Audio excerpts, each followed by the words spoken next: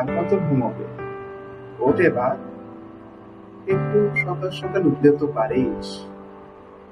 উফ, যাও তো, শান্তি মতো একটু ঘুমাইতে দাও। শান্তি মতো একটু ঘুমাইতে পারি না এদের জ্বালায়।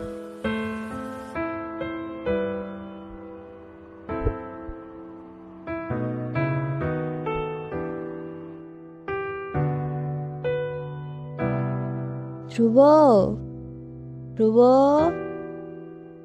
আর কত ঘুমাবি? এই মহিলার কি সারাদিন খেতে বিড়বিড় আয় করার ছাড়া কোনো কাজ তাড়াতাড়ি। নাই? সারাদিন খালি বিড়বিড় আর বিড়বিড় করে।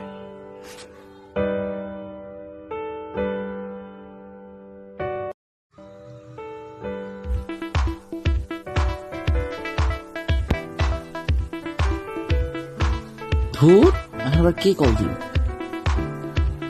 হ্যালো, হ্যাঁ দোস্ত, কেমন আছিস? আচ্ছা, এখন কেন কল দিছিস সেটা বল। জানিস কি হয়েছে আজকে? আরে বাবা তো আমার টাকা দিছে রে মামা, খেলা হবে রে মামা, পার্টি আছে, চল যাই। তোর পার্টিতে তুই যা, শুধু শুধু কল দিয়ে আমার ঘুমটা ভাঙছিস। ও আচ্ছা রে, সরি, বাই। রাখ তুই, আমি বাই।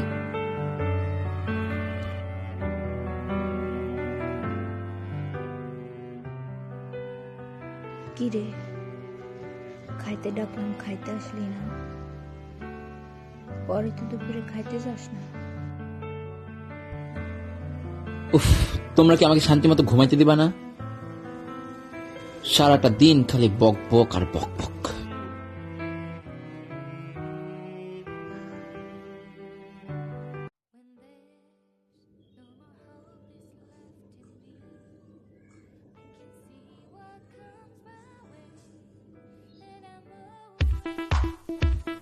ওরা আমি বললাম যে পার্টিতে যাবো না, তবু আবার কল দিস, আমি শিওর। হ্যাঁ হ্যালো, তোর আমি বললাম আমি পার্টিতে যাবো না, তো বারবার কল দিচ্ছিস কেন? কি? তুমি কার সাথে কি বলতেছো?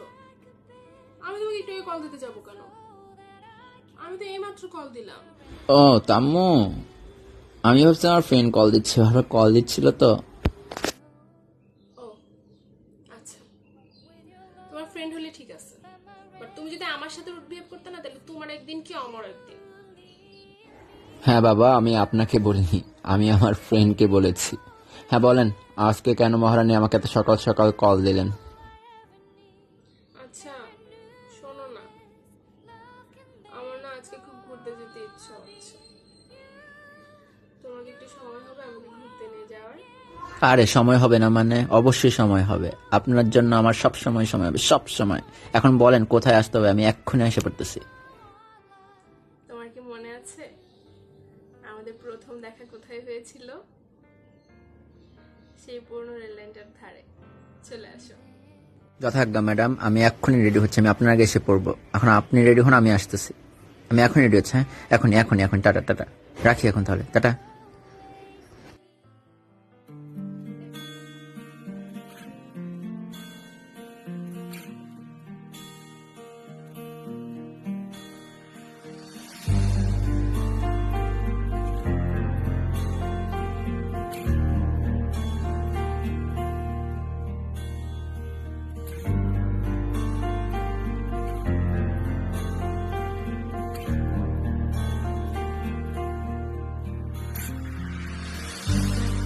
অবসাদ শেষ রাতের বাতাসে ফিসফিসিয়ে বলে যায় তুমি আমারই ছিলে।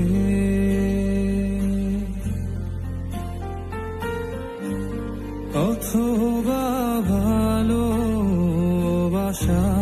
তোমার আমার গল্প কথায় হারিয়ে গিয়েছ ভুলে। কিভাবে কত কি পুড়ে ছাই এখনো সন্ধে বেলা, পথ চেয়ে একা একা আঙুলের ছোঁয়াটুকু তোমায় নিয়ে যত স্বপ্ন হলো না বলা, একা পাখির মতো এই মন কাঁদে নিরালা।